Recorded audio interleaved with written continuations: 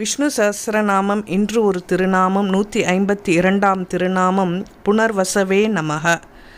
தாரகன் என்ற அசுரனுக்கு தாரகாட்சன், கமலாக்ஷன், வித்யுன்மாலி என 3 மகன்கள் இருந்தார்கள். அவர்கள் பிரம்மாவை குறித்து கடுந்தவம் புரிந்து வானில் பறக்கும் 3 மாநகரங்களை பெற்றார்கள்.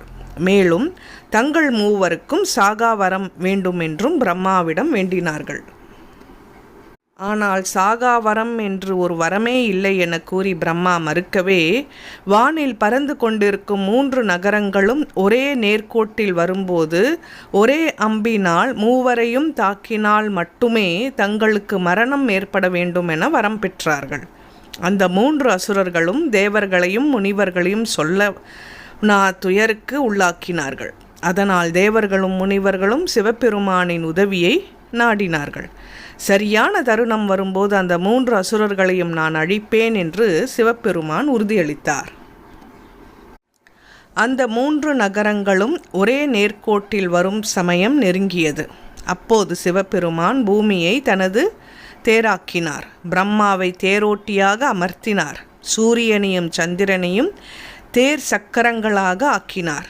மேரு மலையை வில்லாக்கினார். வாசுகி என்னும் பாம்பை அதில் நானாக கட்டினார்.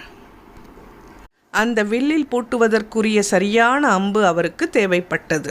அந்த அம்பு எப்படி இருக்க வேண்டும் என்றால், சேராத பொருள்களையும் சேர்க்க வல்லதாக இருக்க வேண்டும். அப்போதுதான் தனித்தனியே பறந்து செல்லும் இந்த நகரங்களை ஒன்றாக சேர்த்து அந்த அம்பால் வீழ்த்த முடியும். அவ்வாறு சேராததை சேர்க்கும் அம்புக்கு எங்கே செல்வது என யோசித்தார் சிவபெருமான்.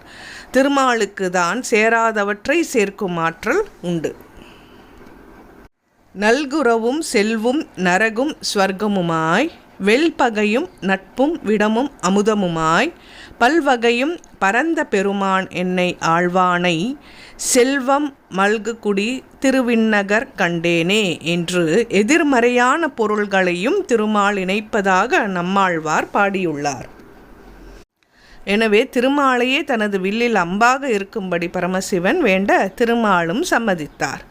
3 நகரங்களும் ஒரே நேர்கோட்டில் வந்தன. அப்போது மேருவெனும் வில்லில் வாசுகி என்னும் நானோடு இணைத்து திருமாலை அம்பாக பூட்டினார் சிவபெருமான். அப்போது சிவபெருமானுக்குள் திருமால் நுழைந்தார்.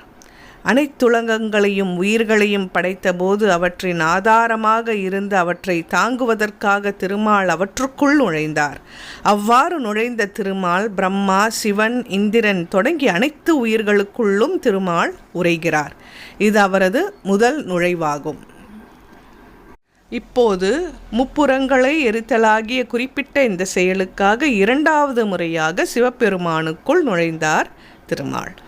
அவ்வாறு உள்ளே நுழைந்த திருமால் தந்த வல்லமையால் திருமாலையே அம்பாக பரமசிவன் எய்திட அந்த அம்பு முப்புறங்களாகிய 3 நகரங்களையும் அழித்தது.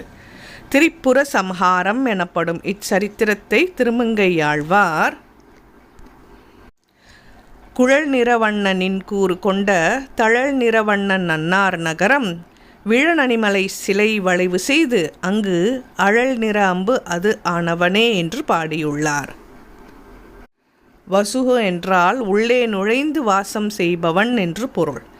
எல்லா உயிர்களுக்குள்ளும் திருமால் வசிக்கிறார் என்பதை குறிக்கிறது. ஏற்கனவே அனைத்துயிர்களுக்குள்ளும் தான் இருந்தாலும் திரிபுர சம்ஹாரம் போன்ற குறிப்பிட்ட செயல்களை நிறைவேற்றுவதற்காக பரமசிவன் போன்ற தேவர்களுக்குள் 2வது முறையாக திருமால் நுழைகிறார்.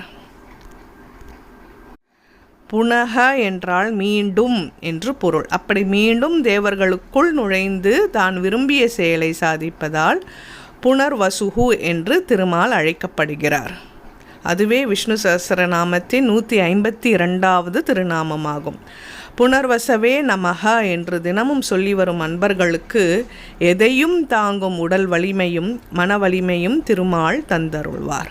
ஓம் நமோ நாராயணாய. சர்வம் ஸ்ரீ கிருஷ்ணார்ப்பணம்.